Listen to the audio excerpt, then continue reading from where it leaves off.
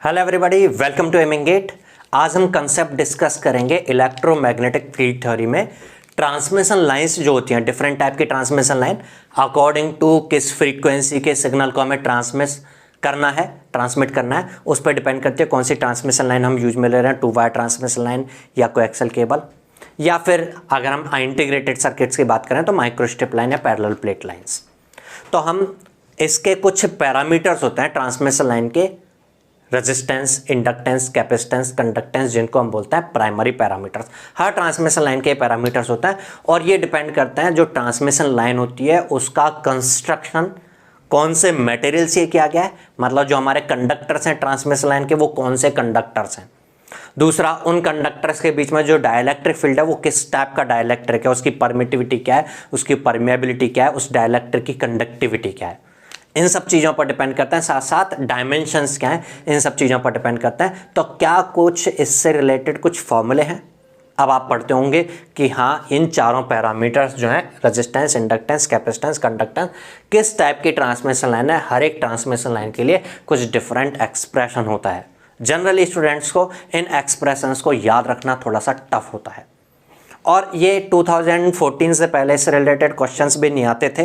तो मैं भी जब स्टूडेंट्स को गाइड करता था एज ए मेंटर तो मैं कहता था कि ये 12 फॉर्मूले हैं, याद इनको इस तरह से रख सकते हैं, याद रखने का तरीका बताने के साथ। लेकिन अगर आप चाहो, एफर्ट लगाना चाहो, आप में हिम्मत हो तो याद रखो, नहीं तो कोई बात नहीं, इतना इस पर फोकस नहीं करना है। लेकिन 2014 में इससे रिलेटेड एक प्रॉब्लम आई, उसके बाद फिर मैं भी संभल गया, मैं भी स्टूडेंट्स को उसके बाद गाइड करता हूं कि नहीं, ये फॉर्मूले याद रखना ज़रूरी है, क्वेश्चंस बन करके आ सकते हैं इससे रिलेटेड, क्योंकि क्वेश्चन बन करके आया 2014 में और 2014 में क्वेश्चन बनने के साथ कंसेक्यूटिवली 2015 में भी इससे रिलेटेड क्वेश्चन बन करके आया।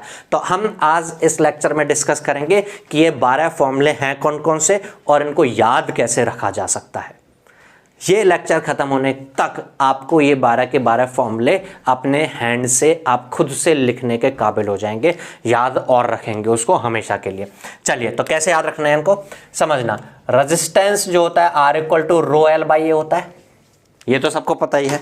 अगर इसी को मैं दूसरी फॉर्म में लिखूं तो रो मतलब रेजिस्टिविटी, L/σA ऐसा कह सकता हूं।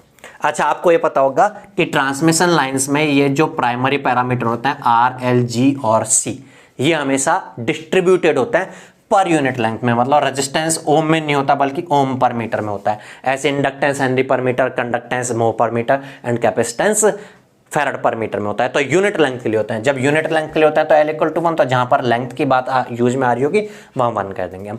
ऐसा रेजिस्टेंस होता है। चलिए, रेजिस्टेंस आते ही ये आपको माइंड में रहना चाहिए। इंडक्टेंस आते ही, इंडक्टेंस का एक्सप्रेशन जनरल, एक कॉइल का इंडक्टेंस आपको पता होगा, L=μN²A/L, यही तो होता है ना एक्सप्रेशन, ठीक है। मतलब ये म्यू से रिलेटेड होता है। हम ट्रांसमिशन लाइन की बात करते हैं तो ट्रांसमिशन लाइन में एक कंडक्टर होता है, उससे करंट जाता है सोर्स से और लोड तक जा करके और फिर लौट करके आ रहा होता है इस तरीके से। यहां पर इस तरीके से एक लूप बन जाता है और उस लूप से एक कॉइल बन रही है सिंगल लूप वाली, उसी के इंडक्टेंस की बात करें हम तो N तो 1 रहेगा क्योंकि सिंगल लूप है। बाकी L क्योंकि पर यूनिट लेंथ की बात कर रहे हैं इसलिए L भी भूल जाए, तो ये म्यू और इस तरह से रिलेटेड होगा। मतलब ओवरऑल ये म्यू से रिलेटेड है। मैं ऐसे जनरल फॉर्मूला लिख के आपको यह याद दिला देना चाहता हूं बस कि इंडक्टेंस म्यू से रिलेटेड है। कैपेसिटेंस का जनरल फॉर्मूला होता है ε/A/d, तो कैपेसिटेंस किससे रिलेटेड है? एप्सिलॉन से रिलेटेड है। जो ट्रांसमिशन लाइन का कंडक्टेंस होता है वो ये होता है कि ट्रांसमिशन लाइन के दोनों कंडक्टर्स के बीच में डाइलेक्ट्रिक मटेरियल फील्ड होता है। हम चाहते हैं ना ये दोनों ट्रांसमिशन लाइन के दोनों कंडक्टर शॉर्ट ना हो जाए, बट उस डाइलेक्ट्रिक मटेरियल की रेजिस्टिविटी इनफाइनाइट तो नहीं हो सकती। किसी भी चीज की रेजिस्टिविटी इनफाइनाइट नहीं हो सकती।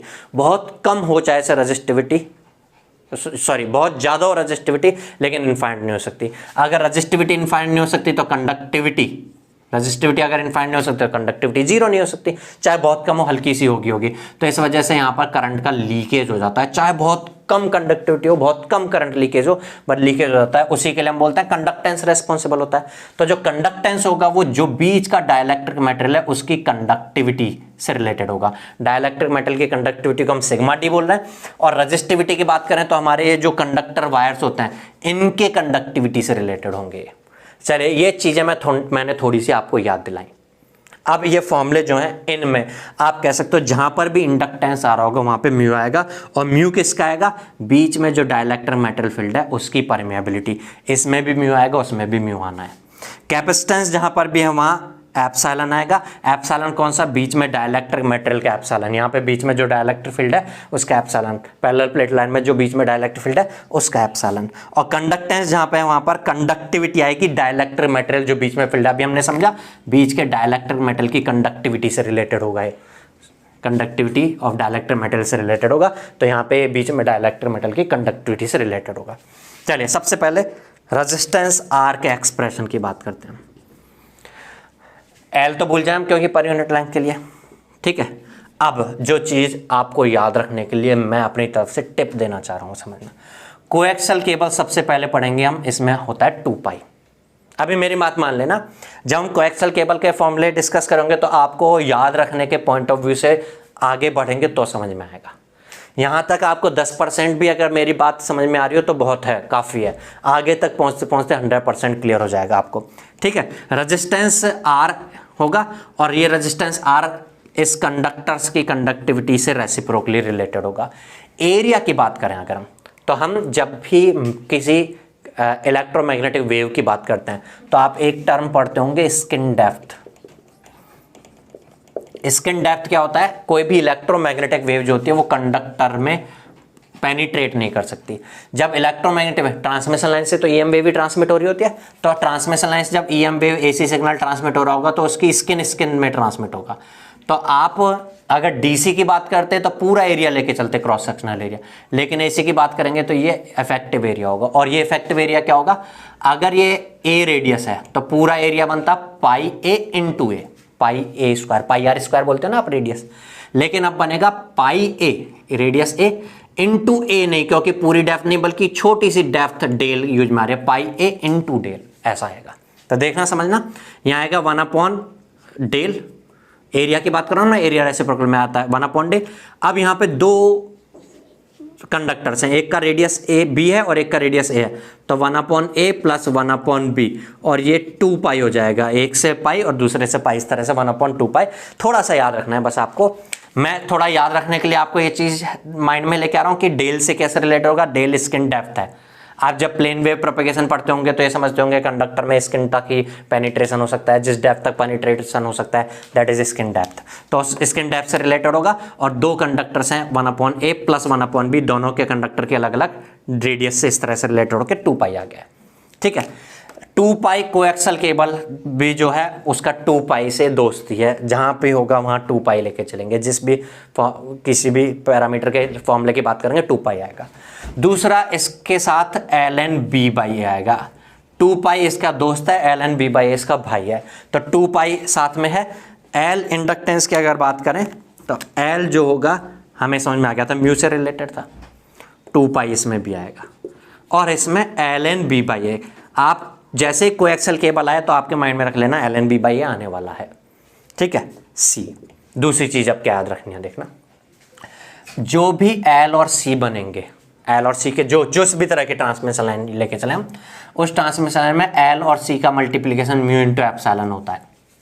अब जब आप ये कंसेप्ट सीख रहे हैं तो आपको पता होगा कि ट्रांसमिशन लाइन में LC का मतलब आपको याद आ रहा होगा ना, जो फेज कांस्टेंट होता है वो होता है ω√LC, ट्रांसमिशन लाइन में ω√LC, ठीक है। और अगर हम जनरल किसी मीडियम में वेव प्रोपेगेशन की बात करें तो ये होता है ω√με।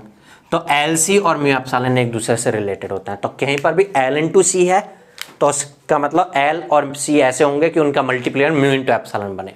दूसरी बात, पहली बात ये माइंड में रखनी है, दूसरी बात क्या माइंड में रखनी है, जो भी C और G होंगे इनका मल्टीप्लिकेशन क्या बनेगा, तो उसके लिए मैं आपको याद दिलाऊंगा रिलैक्सेशन टाइम। रिलैक्सेशन टाइम पढ़ा होगा आपने कंटिन्यूटी इक्वेशन के बाद, रिलैक्सेशन टाइम होता था ε/σ, और आपको याद आ रहा होगा जब इंटरनल चार्ज डेंसिटी धीरे धीरे डिक्रीज होते हुए इनिशियल वैल्यू का 36.2% जिस टाइम पे पहुंच जाता था वो रिलैक्सेशन टाइम होता था ε/σ। 36.2% जिस टाइम तक पहुंच जाए, ये कुछ टाइम कांस्टेंट की डेफिनेशन को फॉलो कर रहा है जो आप नेटवर्क थ्योरी और कंट्रोल सिस्टम में पढ़ते हैं। अब मैं नेटवर्क थ्योरी से रिलेटेड करता हूँ, इसको रिलेट करता हूँ। टाइम कांस्टेंट है ना। अच्छा, नेटवर्क थ्योरी में अगर कोई आरसी सर्किट होता है, रेजिस्टेंस और कैपेसिटेंस वाला सर्किट, उसका टाइम कांस्टेंट आर इंटू सी होता है ना, होता है, बिल्कुल सही बात है। तो ये एप्सिलॉन बाय सिग्मा एक टाइम कांस्टेंट है, आर इंटू सी एक टाइम कांस्टेंट है। तो आर और C equal to time constant means epsilon by sigma बनना चाहिए। लेकिन यहाँ पे आर की जगह अगर मैं रेसिप्रोकल की फॉर्म में कहूँ तो जी कह सकता हूँ ना। तो सी और जी हमेशा ऐसे बनेंगे कि C by G epsilon by sigma बने। क्यों? क्योंकि हम जिस मेटल की बात कर रहे हैं उस मेटेरियल से रिलेटेड था एप्सिलॉन से, उसका सी, और उसी मेटल के रेजिस्टेंस की बात करेंगे तो आप उसका रेसिप्रोकल कंडक्टेंस से रिलेट करोगे इसको। तो सी और जी ऐसे बनेंगे कि C by G epsilon by sigma बने, एल और सी ऐसे बनेंगे कि L into C mu into epsilon बने। तो देखना सी जो बनेगा वो ऐसा होगा कि एल के साथ मल्टीप्लाई करो तो म्यू इंटू एप्सिलॉन बने। सी आते आपके बारे में आ जाएगा epsilon, C equal to epsilon A by D आता होगा ना, तो एप्सिलॉन। अब एल और सी के मल्टीपल से एक से म्यू मिल रहा है, एक से एप्सिलॉन मिल रहा है, बिल्कुल सही बात है, म्यू इंटू एप्सिलॉन आ जाए। लेकिन आलतू फालतू में और कुछ नहीं आना चाहिए, केवल म्यू इंटू एप्सिलॉन आना चाहिए। आलतू फालतू में क्या है, जब इन दोनों मल्टीप्लाई करें तो एल एन बी बाई आ रहा है 2 पाई। अगर इसमें उल्टी तरीके से आ जाए, आप अपोजिट आ जाए, रेसिप्रोकल आ जाए, तो जब आप इनको मल्टीप्लाई करोगे एल एन बी बाई है, ऊपर नीचे कैंसिल आउट, 2 पाई ऊपर नीचे cancel out, mu into epsilon रह जाएगा। ये तो चाहिए हमें, इस तरह से बन जाएगा। जी जो बनेगा वो ऐसे बनेगा कि C by G epsilon by sigma बने। जी आपको बताया था सिग्मा डी से रिलेटेड था, तो जी आते आपके माइंड में आ जाने चाहिए सिग्मा डी। ये सिग्मा डी स्पेशल इसलिए लिख रहा हूँ क्योंकि बीच के डाइलेक्ट्रिक मेटेरियल में कंडक्शन की वजह से लीकेज होता था, उसके लिए रेस्पॉन्सिबल होता था लीकेज के लिए कंडक्टेंस, इसलिए सिग्मा डी से रिलेटेड होगा। अच्छा, अब C by G epsilon by sigma चाहिए। सिग्मा कौन सा? Sigma D. चलिए यहाँ से एप्सिलॉन मिल रहा है, यहाँ से डी मिल रहा है। आप इसमें इसको डिवाइड करें तो एप्सिलॉन बाय सिग्मा रहना चाहिए, बट ये भी चीज़ें आ जाएंगी। ये चीज़ हटाने के लिए इसमें भी 2 पाई हो, इसमें भी L N B by A divide में हो, तो जब आप इसको इसमें डिवाइड करोगे तो L N B by A cancel out हो जाएगा, 2 पाई कैंसिल आउट हो जाएगा, मिल जाएगा ना हमें जो चाहिए। तो इस तरह से ये बनेगा। क्लियर है? अभी ये फॉर्मूले आपको याद नहीं होंगे, आपने झेला है मुझे थोड़ी देर के लिए। 10% भी अगर ये समझ में आ रहा हो तो ये समझ करके रखो, अभी केवल 10% भी समझ में आ रहा हो तो आगे बढ़ जाना, पूरी ये वीडियो खत्म होते होते आपको 12 फॉर्मूले याद हो जाएंगे। इसमें 2 पाई होता है, एल एन बी पाई होता है, हर एक फॉर्मूले में देख लो 2 पाई नजर आ रहा है कैसे ना कैसे करके। आपको बस यहाँ 2 पाई याद रखना है, और एल और इसमें सेम, इसमें 2 पाई है डिवाइड में, इसमें 2 पाई है, बाकी सी में 2 पाई कहाँ पे होना है, डी में जी में 2 पाई कहाँ पे होना है, वो अपने आप बन जाएगा। L N B by A log of B मतलब आउटर रेडियस और ए मतलब इनर रेडियस, ये L N B by L में होगा। सी में कैसे होना होगा, वो L into C mu epsilon बनाना है, और जी में कैसे होगा, C by G epsilon by sigma बनाना है, उस हिसाब से बन जाएगा। अब चलिए एक बार चलते हैं, यहाँ 2 पाई था, 2 वायर ट्रांसमिशन लाइन में ये 2 पाई की बजाय रहेगा पाई, 2 पाई पाई। जैसे वहाँ एल एन बी बाई होता था ऐसे ही ये थोड़ा सा याद रखना है, cos hyperbolic inverse D by 2a। ठीक है, अगर याद रखते हैं तो मैं खुद बनाता हूं एक बार रेजिस्टेंस का फॉर्मूला, अब थोड़ा थोड़ा सा क्लियर होगा। देखना रेजिस्टेंस, एक बार पॉज लेके आप खुद बनाना फॉर्मूला क्या बन रहा है, क्या क्या चीजें आप फिट कर पा रहे हो, एक बार पॉज लेकर के पेशेंस के साथ देखिएगा। जब हार मान जाओ तब आगे वीडियो स्टार्ट करना। चलिए आपने ट्राई किया होगा, देखना मेरे मन में समझ में आता है कि जो कंडक्टर उसकी कंडक्टिविटी से रेसिप्रोकली रिलेटेड होता है, पहली बात तो। और हमने समझ लिया था इफेक्टिव एरिया जो था पूरा के पूरा ना होकर स्किन डेप्थ की फॉर्म में रहता है, इसलिए डेल रहेगा। हमें समझ में आ गया। अब यहाँ पर 2 अलग अलग डायमेंशंस के कंडक्टर नहीं है, यहाँ तो 2 अलग अलग थे, 1/a प्लस 1/b क्या था, यहाँ पे दोनों सेम है, इसलिए 1/a प्लस 1/a करना होगा। 1/a plus 1/a means 2/a, 2/a तो 2 पाई में से 2 कैंसिल होके ये रह जाएगा। यही फॉर्मूला है सेम, बस आपके दोनों कंडक्टर सेम डायमेंशंस के, सेम रेडियस के, इसलिए डबल हो गया था, इसलिए 2 पाई का 2 कैंसिल आउट हो गया है बस। ठीक है, एल का लिखते हैं हम, एल का भी ट्राई कीजिएगा आप जितना बन पाए आपसे। आपको अगर ये भी समझ में आ पा रहा है कि म्यू ही होता है तो बहुत अच्छी बात, बहुत कुछ समझ में आ गया आपको। अच्छा, अब यहाँ पर दिख रहा है आपको 2 पाई, यहाँ पर दिख रहा है पाई, तो यहाँ पे 2 पाई जैसे डिवाइड होता था जैसे यहाँ पे पाई डिवाइड होगा। आपने याद रखना है यहाँ एल एन बी बाई होता था, यहाँ cos hyperbolic inverse D by 2 होगा, cos hyperbolic inverse D by 2 है। अगर आप ये थोड़ा सा भी समझ पाए थे, थोड़ा सा भी बना पाए तो बहुत अच्छा, बहुत आगे तक पहुँचे आप, थोड़ा सा भी अगर कर पाए। सी देखिएगा, सी आते आपके माइंड में आ जाना चाहिए एप्सिलॉन, एल इंटू सी क्या होना है, म्यू इंटू एप्सिलॉन, म्यू यहाँ से मिला, एप्सिलॉन यहाँ से मिला। ये फालतू की चीज़ आ रही है, हटाने के लिए उल्टा यहाँ पाई मल्टीप्लाई कर दो, डिवाइड में आ रहा था तो यहाँ कॉस हाइपरबोलिक मल्टीप्लाई में आ रहा था तो डिवाइड कर दो।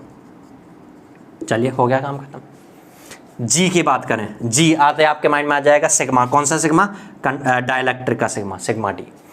सी by G epsilon by sigma बनना चाहिए, एप्सिलॉन यहाँ से सिग्मा यहाँ से, बट बाकी चीज हटाने के लिए इसमें भी लगा दो, बन गया। आपने बस ये याद रखा वहाँ एल एन बी बाई, यहाँ cos hyperbolic inverse D by 2 है, वहाँ 2 पाई यहाँ पाई, ठीक है। अब लास्ट वाला खत्म होते होते आपका बहुत कुछ क्लियर हो जाएगा, 90% लेवल तक पहुँच जाओगे आप याद रखने के। ध्यान समझना, फर्स्ट में 2 पाई था, इसमें पाई हुआ, उस 2 पाई में से 1 पाई चला गया यहाँ पे, आगे बढ़ के आगे बढ़ेंगे जैसे जैसे एक पाई जाता जाएगा, वहाँ 2 पाई से अकेला पाई रहेगा, अब ये पाई भी चला जाएगा तो ये बिना पाई का हो जाएगा, बिना पाई का, इसमें कोई पाई नहीं होगा, उसमें 2 पाई, इसमें 1 पाई, ये बिना पाई के साथ, उसमें एल एन बी बाई है, इसमें cos hyperbolic inverse D by 2, इसमें डी बाई डब्ल्यू, डी मतलब दोनों कंडक्टर्स के बीच की डिस्टेंस, डब्ल्यू मतलब हमारी जो प्लेट है उसकी विड्थ, जो माइक्रोस्ट्रिप लाइन की पैरेलल प्लेट्स है उनकी विड्थ। चलिए रेजिस्टेंस की बात करते हैं। अब ये रेजिस्टेंस का एक्सप्रेशन आपको सबको कसम है पॉज लेकर के खुद से ट्राई करना है, पहले खुद से ट्राई करें फिर देखें यहाँ पर। चलिए आपने ट्राई किया होगा, अब आगे देखते हैं। ये पहली बात ये समझ में आई होगी कि रेसिप्रोकल में सिग्मा कंडक्टिविटी आनी है, बहुत अच्छी बात है, इतना भी समझ में आया तो आपको डेल आना है, बहुत अच्छी बात हमें समझ में आ गया, स्किन डेप्थ काम में आती है यहाँ पर, ठीक है। और डायमेंशन आनी है, वहाँ पे डायमेंशन हमारे कंडक्टर 2 अलग अलग होते थे, ए और बी आगे थे, यहाँ पे दोनों होते थे इसलिए ए, यहाँ पर भी दोनों सेम ही है इसलिए, और डायमेंशन क्या है इस कंडक्टर से रिलेटेड जो आपके सामने है, डब्ल्यू। वहाँ पे 2 पाई था, यहाँ पाई था, यहाँ बिना पाई के साथ है, सिंपल। देखना सिग्मा सी दोनों हर एक में डिवाइड में आ रहा है, डेल हर एक में डिवाइड में आ रहा है, यहाँ 1/a प्लस 1/b इसलिए आ रहा है क्योंकि 2 अलग अलग है, यहाँ 2 पाई आ रहा है, यहाँ 1/a एक जैसा ही है तो अलग अलग नहीं लिखने की जरूरत, यहाँ पाई याद रखने का तरीका बता रहा हूँ, वहाँ पे डब्ल्यू एक जैसे है ना, दोनों विड्थ के डब्ल्यू आएगा, डायमेंशन जो कंडक्टर्स के हैं वो यहाँ पे रेडियस है, वहाँ पे विड्थ है डब्ल्यू आएगा, यहाँ 2 पाई था, यहाँ पाई था, वहाँ बिना पाई के साथ है। बहुत अच्छा, अगर आपको याद हो गया काम खत्म है। आर को याद रखना ही सबसे टफ है, बाकी एल जी और सी तो ऐसे बन जाएंगे। देखना जैसे एल कैसे बनेगा, एल बनते ही म्यू आ जाएगा आपके, उसमें डिवाइड में 2 पाई होता था, इसमें पाई होता था, इसमें पाई होता था, तो एल में भी सेम वही बनते थे ना जो आर में बनते थे, यहाँ बिना पाई के, मतलब कोई पाई वाई डिवाइड नहीं होगा। वहाँ L N B by A multiply हुआ था, यहाँ cos hyperbolic inverse D by 2 multiply था, यहाँ डी बाई डब्ल्यू मल्टीप्लाई होगा। चलिए सी अगर देखें, सी इक्वल टू क्या होगा, सी आते हैं आपके मन में आ जाएगा एप्सिलॉन, और इनसे म्यू इंटू एप्सिलॉन बनना है तो उल्टा आना चाहिए, तो डब्ल्यू बाई डी। अच्छा एक चीज़, अब यहाँ पर तो पैरेलल प्लेट लाइन में दोनों जो पैरेलल में प्लेट्स आ रही हैं, सिंपल जो पैरेलल प्लेट कैपेसिटर होता है उसमें भी तो ऐसी होती हैं 2 प्लेट्स, उस केस में तो जो कैपेसिटेंस का एक्सप्रेशन बनता है वो बनता है एप्सिलॉन ए बाई डी। यहाँ पे एप्सिलॉन ए बाई डी नजर नहीं आ रहा है, यहाँ तो कुछ और आ रहा है, एप्सिलॉन तो आ रहा है, चलिए बहुत अच्छी बात है, एप्सिलॉन मिल गया, डी भी मिल गया, लेकिन ये ए की जगह ये डब्ल्यू कैसे, ध्यान समझना, वो होता था पैरेलल प्लेट का कैपेसिटर फैराड में होता है, यह ट्रांसमिशन लाइन का कैपेसिटर ये होता है farad per unit length, farad पर मीटर, ये 1 मीटर की लेंथ के लिए। ध्यान समझना, वहाँ प्लेट का एरिया होता था, यहाँ प्लेट का एरिया क्या बोलोगे आप, इस प्लेट का एरिया से बोलोगे ना विड्थ इंटू लेंथ, ये तो बोलोगे लेंथ से मल्टीप्लाई करोगे। अब जो ये लेंथ है जिसके साथ आप मल्टीप्लाई कर रहे हो ये यूनिट होनी चाहिए, क्योंकि हम पर यूनिट लेंथ की बात कर रहे हैं। अगर ये यूनिट हुई तो एरिया कितना बनेगा, डब्ल्यू इंटू 1, इसलिए डब्ल्यू लिख दिया यहाँ पे, एरिया ए डब्ल्यू पुट किया है, इसलिए वही फॉर्मूला है same but per unit length के लिए, इसलिए प्लेट की केवल विड्थ आई, लेंथ तो 1 मीटर लेकर के चलनी है। इस पर यूनिट हम 1 मीटर के लाइन के लिए बोल रखे चल रहे हैं ना कैपेसिटेंस, इसलिए 1 मीटर की लेंथ के लिए है ये। आगे 2 3 4 50 मीटर तक जा रही होगी, लेकिन 1 मीटर के लिए बात कर रहे हैं, सिंपल सा याद हुआ होगा। पहले जी अगर हम देखें तो सी बाई जी क्या बनना चाहिए, एप्सिलॉन बाई सिग्मा, एप्सिलॉन तो यहाँ से आएगा, सिग्मा कौन सा, डाइलेक्ट्रिक का सिग्मा, और सेम एप्सिलॉन बाई सिग्मा होने के लिए चीज़ हटाने के लिए डब्ल्यू इसमें होना चाहिए, डी इसमें डिवाइड में होना चाहिए, इस तरीके से जी हो जाएगा। एक बार मैं वापस से याद रखने का तरीका बताऊँ, हमारे पास 12 फॉर्मूले आ गए हैं, मैं या तो आपको 12 फॉर्मूले सीधे पहले बता देता फिर कहता कि रट लो इस चीज़ को, लेकिन हम रटना नहीं है, हमें कैसे याद रखना है, coaxial cable, then 2 wire transmission line, then parallel plate, 2 pi pi बिना पाई के साथ, L N B by A cos hyperbolic inverse D by 2 D by W, ये चीज़ें अगर याद रहते हो आप। बाकी एल सी और जी किससे रिलेटेड होते हैं ये मैंने बताया भी आपको, लेकिन मैंने कोई नई चीज़ नहीं बताई, ये तो आपको पता ही होगी शायद पहले से, बस मेरी जो नई चीज़ है वो ध्यान रखनी है आपको, जो मैं आपको गाइड कर रहा हूँ। 2 पाई पाई बिना पाई के साथ, L N B by A cos hyperbolic inverse D by 2 और डी बाई डब्ल्यू, बाकी चीज़ अपने आप बन जाएंगी। L into C equal to mu epsilon बनाना होगा, C by G equal to epsilon by sigma बनाना होगा। आई थिंक अब आपको इन फॉर्मूलों को याद रखने में कोई प्रॉब्लम नहीं आनी चाहिए। इस रिलेटेड प्रॉब्लम्स क्या हैं वो प्रैक्टिस और करेंगे हम, तो प्रॉब्लम से रिलेटेड वीडियो आपको मिल जाएगी एक छोटी सी, इसकी जो जो प्रॉब्लम्स बन करके आई हुई हैं। तो आप सब्सक्राइब कर लीजिए चैनल, जिससे कि जो वीडियो हो वो आपको नोटिफिकेशन मिल जाए। सब्सक्राइब करने के बाद नोटिफिकेशन का बेल आइकन ज़रूर दबा देना।